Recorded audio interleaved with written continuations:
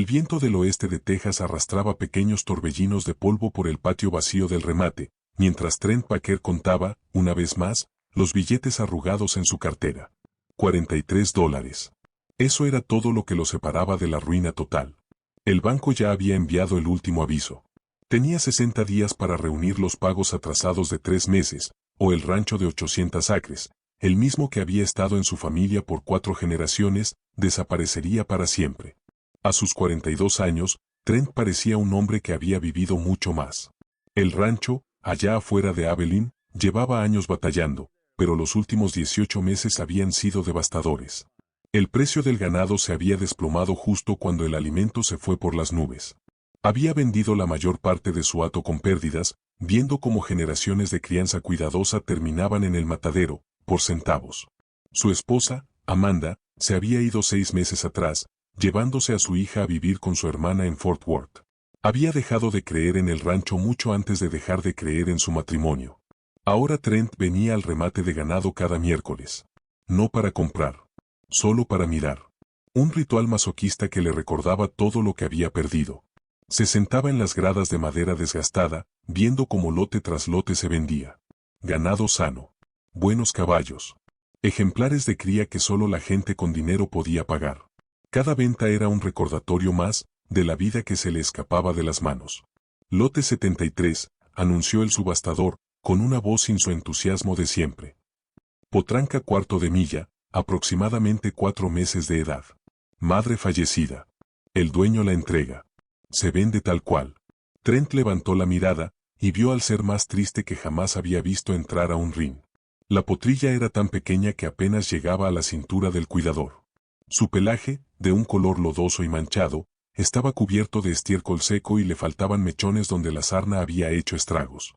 Estaba tan delgada que se le marcaban todas las costillas, con los huesos de la cadera sobresaliendo como ganchos. Un ojo lo tenía pegado por una infección, y cojeaba gravemente de la pata delantera derecha. Parecía más muerta que viva.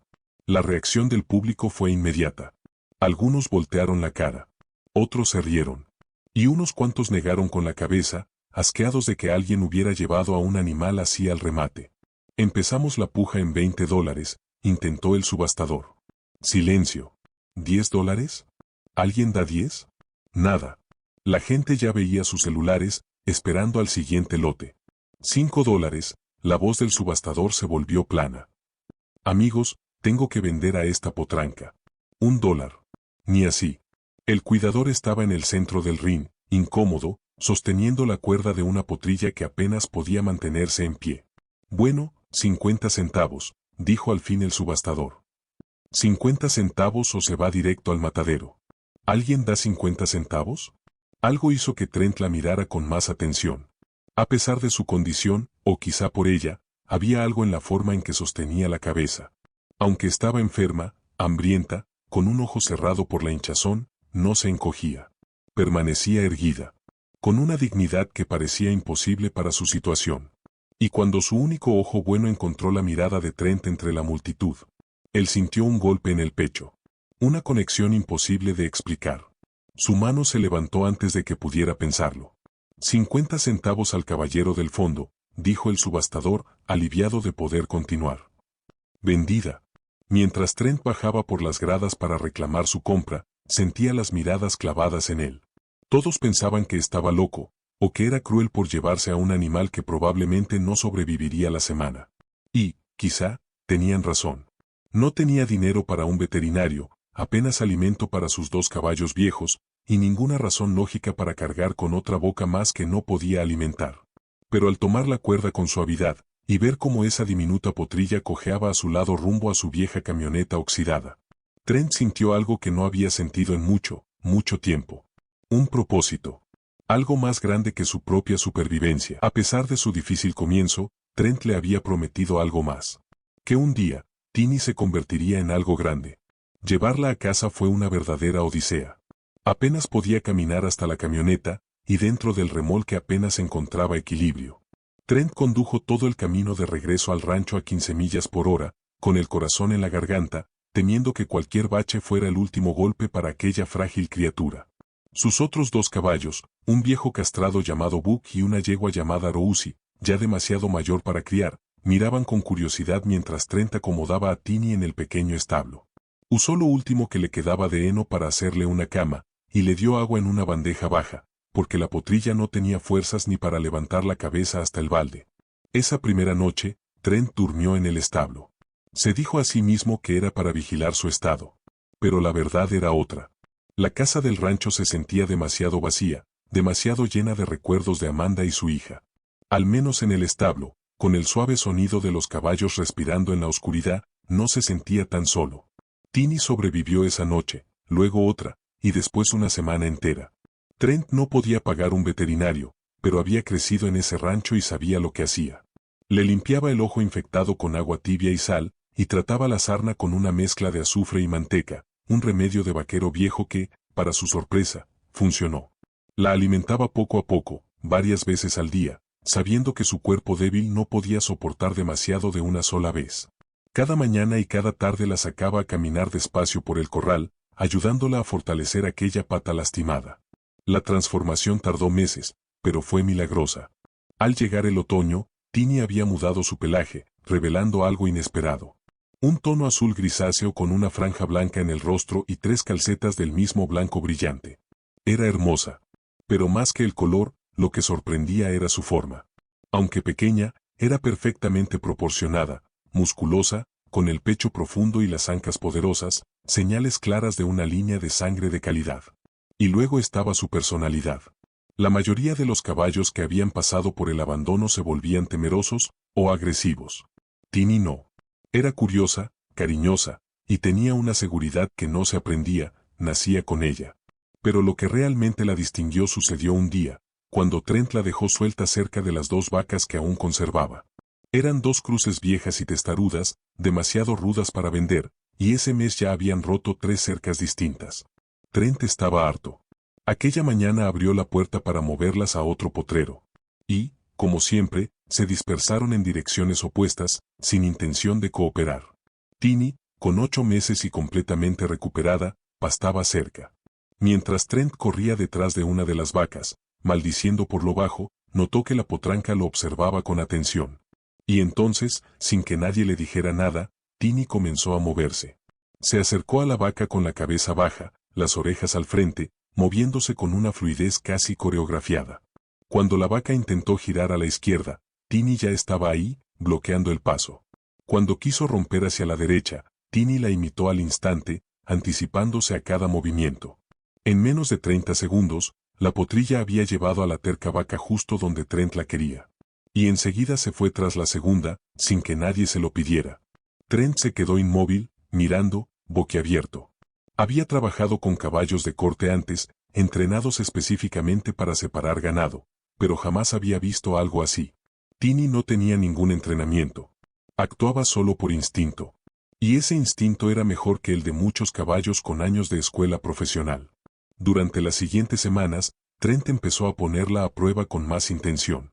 Cada vez que necesitaba mover las vacas, dejaba que Tini participara. Y nunca fallaba. Se movía con una inteligencia y una anticipación casi sobrenaturales. Podía leer el lenguaje corporal de las vacas antes de que ellas mismas supieran hacia dónde iban a girar. Tenía un sentido natural de la distancia y del tiempo que los entrenadores tardaban años en enseñar. Carajo, es lo más impresionante que he visto en mi vida, dijo Clayton Briggs, su vecino, una tarde mientras observaba a Tini en acción. Clayton tenía un rancho mucho más grande y varios caballos de corte entrenados. ¿Cuánto tiempo llevas entrenándola?, preguntó. No la he entrenado, respondió Trent. Ella simplemente, lo sabe. ¿Cuánto tiempo llevas entrenándola?, preguntó Clayton, todavía sin poder creer lo que veía. No la he entrenado, admitió Trent con una media sonrisa. Ella simplemente, lo sabe. Clayton observó a Tini con más atención. Dijiste que la compraste en una subasta, ¿cierto? ¿Sabes algo de su línea de sangre? Nada, respondió Trent. Era un lote de entrega voluntaria. Sin papeles. Clayton frunció el ceño. Bueno, tiene que tener sangre de caballo de corte en algún lado. Ese tipo de habilidad no aparece de la nada. Hubo un silencio. Luego, Clayton soltó la pregunta que lo cambiaría todo. ¿Alguna vez has pensado en competir con ella? Trent soltó una risa seca. La idea le parecía absurda. Apenas tenía dinero para alimentar a sus animales, mucho menos para competir. Los caballos de corte eran inversiones de millones de dólares, con genealogías más largas que una historia familiar.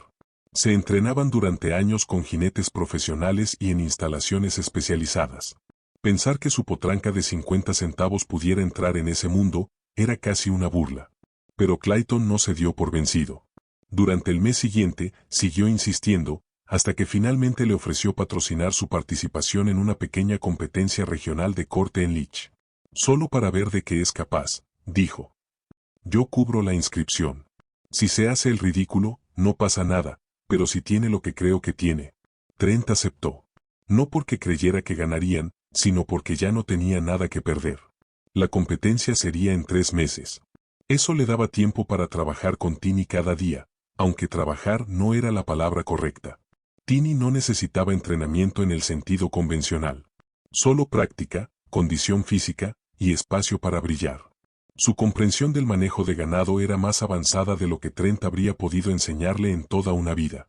La competencia en Leech era pequeña, unas 40 inscripciones, en su mayoría rancheros locales y entrenadores semiprofesionales. Trent se sintió fuera de lugar al llegar con su camioneta vieja y oxidada, mientras los demás competidores llegaban con remolques de lujo que valían más que su rancho entero. Tini lucía sana, incluso hermosa, pero seguía siendo pequeña para su edad, y sin el pulido de los caballos que vivían en establos de exhibición. Cuando llegó su turno, Trent respiró hondo y la montó para entrar a la arena. Tenía el estómago hecho nudo. El formato era simple, 2 minutos y medio para separar una vaca del pequeño rebaño y demostrar que el caballo podía impedirle regresar. Pero lo que ocurrió después, nadie lo vio venir. Tini explotó en acción con una precisión y una intensidad que hizo que los jueces se inclinaran hacia adelante en sus asientos. Leía a las vacas como si pudiera ver el futuro, anticipando cada movimiento antes de que sucediera. Sus giros eran tan rápidos y bajos que Trent apenas podía mantenerse en la silla. Trabajaba con una pasión que parecía sobrenatural. No era entrenamiento. Era un llamado. Cuando el tiempo terminó, la arena quedó en silencio, hasta que de pronto estalló en aplausos. Trent, que nunca había competido antes, no sabía si lo habían hecho bien, pero las miradas del público lo decían todo. Habían presenciado algo extraordinario. Tini no solo ganó. Arrasó. Obtuvo una puntuación tan alta que habría sido impresionante incluso en un campeonato nacional, y aquello era solo una competencia regional. Después del evento, Trent fue rodeado por entrenadores, criadores y competidores. Todos querían saber. ¿De dónde venía Tini? ¿Cómo la había entrenado? ¿Estaba en venta? Un hombre le ofreció $50,000 en efectivo. Otro, $75,000. Una mujer de un importante criadero en Oklahoma lo tomó del brazo y le dijo: no sé dónde encontraste a esta yegua, pero tiene el instinto natural de corte más puro que he visto en 30 años. Pase lo que pase, no la vendas barata. Esa noche, Trent manejó de regreso al rancho en silencio, con el trofeo del primer lugar en el asiento del copiloto y un cheque de $5,000, más dinero del que había visto en 2 años. Pero más que el dinero, sentía algo más profundo, validación. Tal vez no estaba loco. Tal vez aquella potranca de 50 centavos, la que nadie quiso, era verdaderamente especial. Durante el año siguiente, Tini se convirtió en una sensación dentro del mundo del corte. Competencia tras competencia, regionales, estatales y, finalmente, nacionales, dominaba todas. Cuando cumplió 3 años, ya había ganado más de $200,000 en premios y atraía la atención de los nombres más grandes del deporte. Pero el verdadero dinero no venía de las competencias, sino de lo que vendría después, los derechos de cría y las oportunidades de negocio que nacieron del éxito de Tini. Las ofertas iniciales por sus crías empezaron en $100,000 y subían con cada llamada. Todo el mundo quería descendencia de la yegua con el instinto natural de corte más asombroso que alguien hubiera visto jamás. Trent se volvió selectivo, trabajando junto a veterinarios y genetistas para crear un programa de cría sostenible. La primera cría de Tini se vendió por $400,000. La segunda, por $650,000. Pero lo más importante no fue el dinero, sino lo que vino después. El éxito de Tini atrajo a gente de todas partes que quería aprender el método de Trent.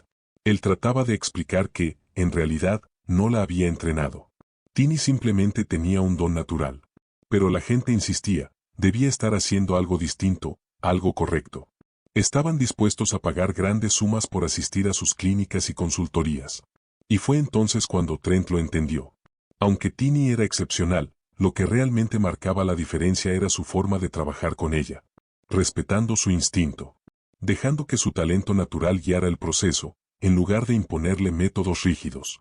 De esa idea nació una filosofía nueva de entrenamiento: observar, escuchar y asociarse con el animal, en lugar de dominarlo. Así nació el método Baker, y pronto se volvió famoso en todo el mundo del corte. Trent escribió un libro, abrió un canal de YouTube, y finalmente construyó en su rancho un centro de entrenamiento que atraía clientes de todo el país. La gente pagaba $10,000 al mes por entrenar a sus caballos con su método, y la lista de espera era de 2 años. Pero el descubrimiento más impactante llegó cuando Tini cumplió 4 años. Un veterinario, al revisarla para fines de cría, notó algo peculiar en su estructura y sugirió una prueba genética. Los resultados dejaron a todos sin aliento. Tini era descendiente directa de Doc Bar, uno de los caballos de corte más legendarios de la historia, cuya línea genética se creía extinguida hacía décadas. La noticia sacudió al mundo del caballo cuarto de milla. Tini no solo era talentosa por naturaleza, llevaba en la sangre la herencia perdida de una de las fundaciones del deporte moderno. Su valor se disparó de la noche a la mañana. Las ofertas de cría alcanzaron cifras de 7 dígitos. Un grupo de criadores le ofreció a Trent $5 millones por el 50% de Tini, y él aceptó, manteniendo el control total de su cuidado y sus decisiones de cría. Las crías de Tini se vendían por más de $1 millón antes de nacer, con listas de espera interminables de compradores que querían acceso a aquella línea genética redescubierta. 5 años después de haber comprado a una potrilla moribunda por 50 centavos. Trent Baker valía más de $40 millones. El rancho se había transformado. Pagó la hipoteca durante el primer año de triunfos de Tini, con el tiempo, lo expandió a 2,000 acres, con instalaciones de última generación, establos climatizados y un equipo de 15 personas.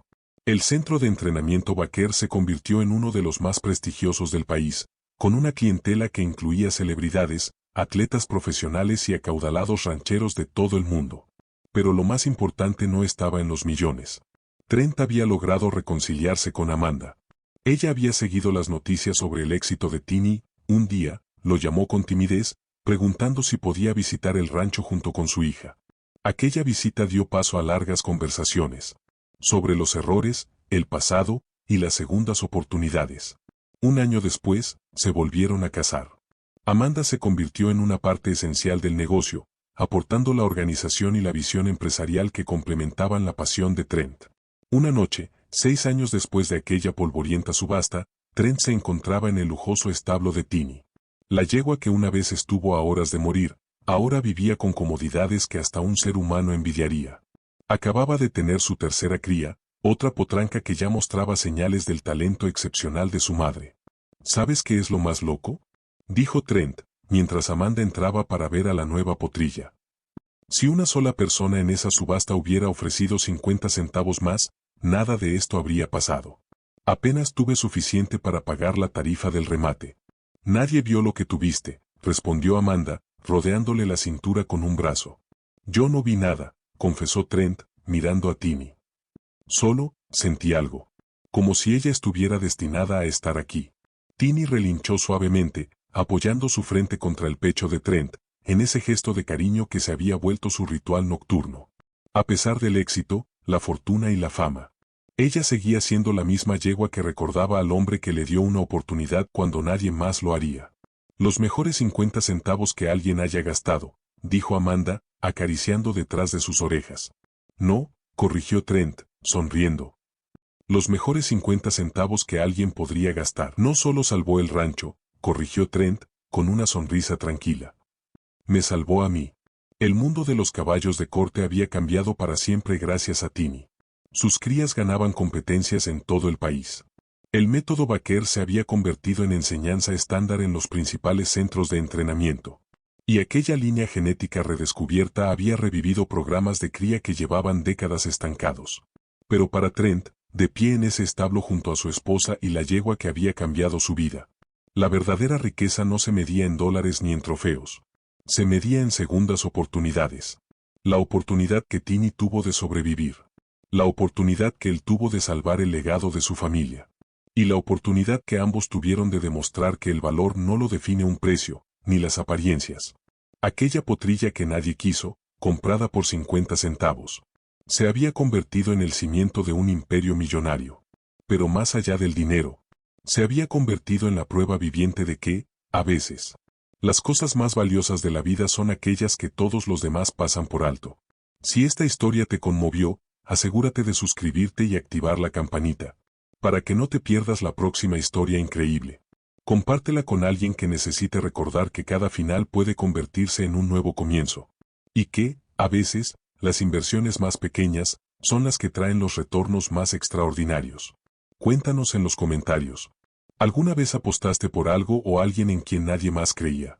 Y recuerda, tal como nos enseñaron Trent y Tini, las cosas que rescatamos, muchas veces, terminan rescatándonos a nosotros. A veces, todo lo que se necesita es $0.50 y el valor de creer, cuando nadie más lo hace. Gracias por ver.